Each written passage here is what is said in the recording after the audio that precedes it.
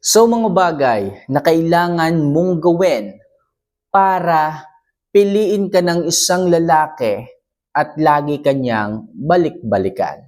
Tandaan niyo mga kamamay, may mga bagay kayong dapat gawin, may mga bagay kayong dapat i-apply sa inyong relasyon para ang isang lalaki hindi ka agad-agad kayo iwan. Okay? Para isipin ng isang lalaki na dapat balikan ko pala itong babae na to.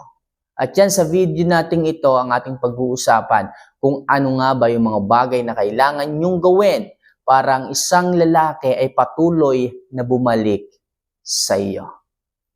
So number 1, dapat marunong kang magtapat at umamin sa iyong mga kasalanan.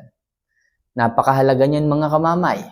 Kailangan nyo na magsisi, kailangan nyo na humingi ng tawad, at kailangan nyong sabihin sa isang lalaki ang inyong lahat ng kasalanan.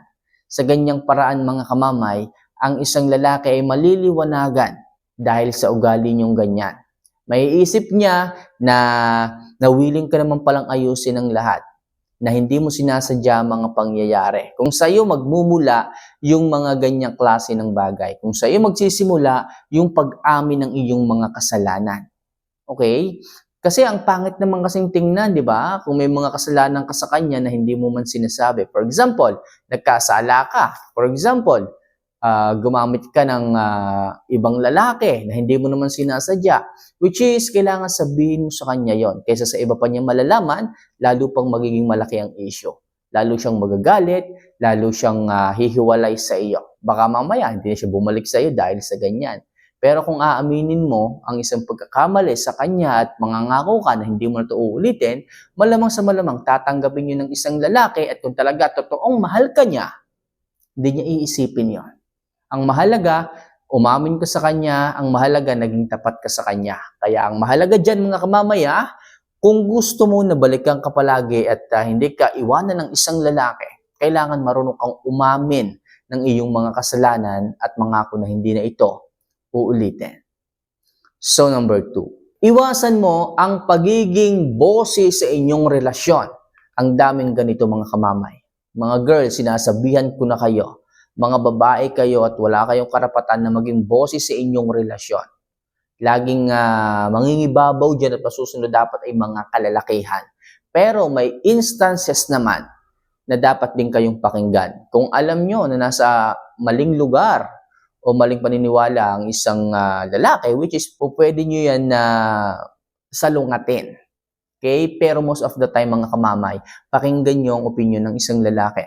Pakinggan nyo yung kanyang mga sinasabi at most of the time, dapat siya yung masusunod kung alam nyo na siya yung nasa tama. Huwag kayong masyadong bossy kasi ang daming mga kababaihan ngayon ang bossy sa relasyon. Gusto nila sila yung masusunod. Gusto nila sila dapat yung tama. Kahit nasa mali na, gusto sila pa rin ang tama, which is maling-mali mga kamamay. Mga girls, sinasabi ko sa inyo huwag kayo palaging mag-astang feeling bossy. Sapagkat ang mga kalalakihan ay naaapakan ng kanilang pagkalalaki kapag kaganyan. Diyan kayo madalas mag-aaway. Diyan kayo madalas magkakatampuhan. Madalas kayong magkakagalit kapag kaganyan mga kamamay, which is dapat nalalaman nyo kung ano yung limitasyon ninyo. Uulitin ko mga kamamaya, huwag kayong maging feeling bossy. Pakinggan nyo ang isang lalaki sapagkat siya ang leader ng inyong relasyon. Sapagkat siya dapat ang unang masusunod. At kailan lang sila dapat salungatin? Kapag ka sila ay mali at hindi na tama yung ipinapagawa. Okay? So next, iwasang maghabol sa halip na maghintay. Tandaan nyo ito mga kamamaya, the more na naghahabol ka sa isang lalaki, the more silang hindi bumabalik. The more kang naghahabol sa isang lalaki, the more niyang hindi nakikita ang halaga mo. Bakit? Kasi sa paghahabol mo, ibinababa mo ang iyong sarili.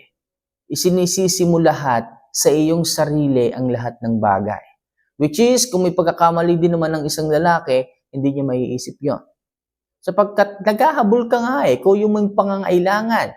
Aminado ka na ikaw yung nagkamali, which is, hindi naman dapat Lalo na kung wala ka namang pagkakamali.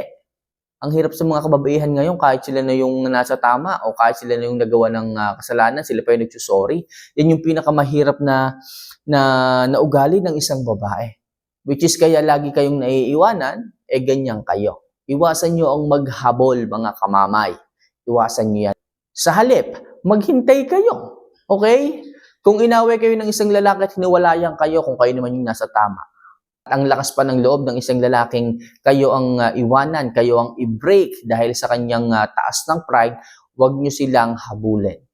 Kung alam nyo at nakakaintindi kayo ng tama sa isang relasyon. Kung alam nyo tama yung ginawa ninyo at siya yung nagalit, siya pa yung nakipaghiwalay, hayaan nyo. Hindi nyo deserve yung mga ganong klase ng lalaki. Hindi nyo deserve na mahalin yung ganong klase ng lalaki. At hindi niya deserve na mahalin ng kagaya mo. Tandaan nyo, mga kamamay, dapat kayong maghintay kung alam nyo na mali ang isang lalaki. Hayaan nyo silang lumambot. Hayaan nyo silang sumuko. Hayaan nyo silang mag-sorry. Hayaan nyo sila ang muling lumapit sa inyo. At kung hindi man dumating ang panahon na hindi sila lumapit, magpakababa sa inyo, magpasalamat na rin kayo. Sapagkat hindi sila ang tamang tao pagdating sa inyo. Pero kung alam mo naman na ikaw yung mali, huwag ka nang magmatigas. Humingi ka ng sorry, humingi ka ng tawad sa kanya para maging ayos na ang lahat. Okay? So next, ayusin mo ang sarili mo at magpaganda. Tandaan niyo, mga kamamay. Yan ang unang tinitingnan ng isang lalaki.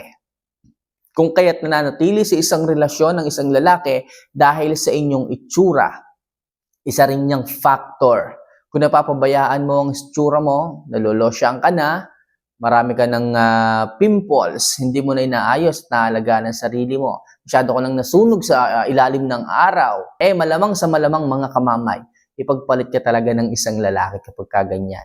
Ipagpalit ka sa babaeng makinis, sa babaeng maputi, sa babaeng walang pekas at pimples. Kaya mga kamamaya, mahalaga na ayusin nyo ang inyong itsura, ayusin nyo ang inyong sarili, ang inyong balat, alagaan ninyo. Sapagkat nangyayari na nahuhumaling pa rin ang mga kalalakihan sa ibang babae kahit kayo ay asawa na nila kung sa tingin ninyo ay napapabayaan nyo ng inyong sarili. Kaya mga kamamay, ayusin ang itsura, magpaganda, maglagay ng mga cream-cream dyan, ng chinchanso kung kinakailangan para ang isang lalaki ay hindi na tumingin pa sa iba. Okay? And last, i-value mo ang sarili mo. Okay? Yung value, mga kamamay, wag na wag niyong aalisin sa inyong sarili. Bilang isang babae, napakahalaga niyan kung gusto mo na muli kang balikan ng isang lalaki. Kamamay, anong ibig mong sabing value? Wag dapat alisin. Alam niyo, mga kamamay, irespeto niyo yung sarili ninyo. Okay? Kung kailangan ba na habulin niyo yung isang lalaki, kung worth it ba? Kung alam niyo naman na toxic na siya, bakit hahabulin niyo pa? Yung value ninyo, alagaan ninyo. Okay? Huwag niyo sayangin yung sarili ninyo sa isang lalaki na wala namang ibang ginawa kundi saktan lamang kayo. Huwag kayong maging martir. Huwag kayong tanggap lang ng tanggap ang lahat ng pananakit ng isang lalaki. Huwag niyong tanggapin lahat ng sisi. Ikaw na yung nasa tama, ikaw na yung sinaktan, binabaligtad ka pa. Well, try to respect yourself. Okay? I-value mo yung sarili mo. Hindi karapat-dapat sa iyo ang mga lalaking ganon. Hindi karapat-dapat na magstay sa iyo yung mga lalaking ganon. Kung nakipaghiwalay, kung iniwang ka, dahil malakas ang loob nila, dahil nga hahabulin mo, pues pakita mo sa kanila na hindi ka nakagaya ng dating uto-uto. Okay? Matalino kang babae, alam mo ang value mo, kaya kailangan mong ilugar ang sarili mo kung saan ka dapat.